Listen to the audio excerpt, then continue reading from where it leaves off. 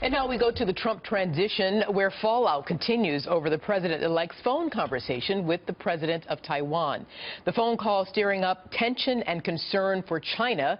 Beijing today issuing a stern response, but still expressing hope that relations between the U.S. and China would not be damaged by the diplomatic dust-up. Brian Yennis is live at Trump Tower here in New York City with more. Brian?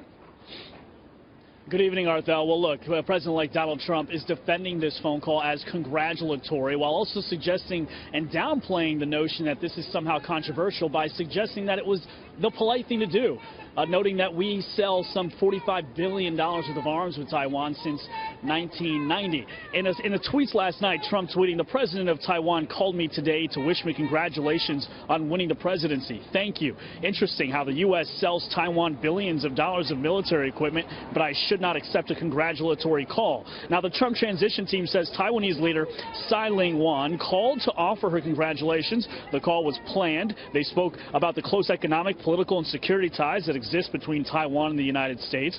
But in Taiwan, this is playing bigger. It's being seen as perhaps a potential major signal that the U.S. may boost its support of a free and sovereign Taiwan. Now, Taiwan's central news agency referred to the call between both leaders as, quote, historic.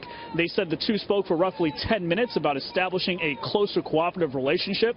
Now, this is a huge sticking point with China, which is hypersensitive to this issue regarding Taiwan. China does not recognize Taiwan as a sovereign nation. They believe it is still their territory.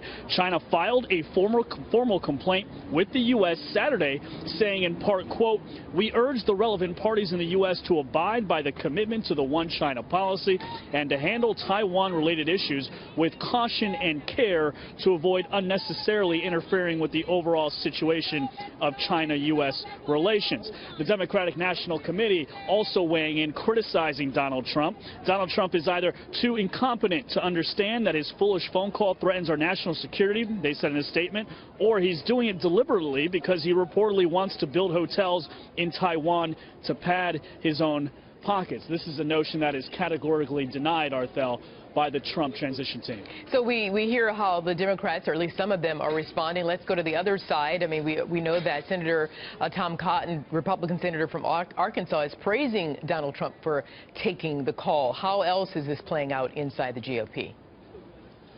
That's right. We're seeing overall, we can see the Republicans are responding pretty positively to this. You saw the senator from Arkansas, you mentioned that, Tom Cotton, Arthel. He said that, quote, that this phone call reaffirms our commitment to the only democracy on Chinese soil. But interestingly enough, others like former George W. Bush Press Secretary Ari Fleischer put the phone call in perspective by tweeting, quote, "Uh-oh, I wasn't even allowed to refer to the government of Taiwan. I could say government on Taiwan. China will go nuts." Ari went on to say that he doesn't mind this more aggressive stance as long as President-elect Donald Trump realizes what he was getting himself into and that this was all part of a more aggressive strategy when he did this. Arthel? Okay, Brian Yennis outside there, Fifth Avenue, Trump Tower. Thanks, Brian.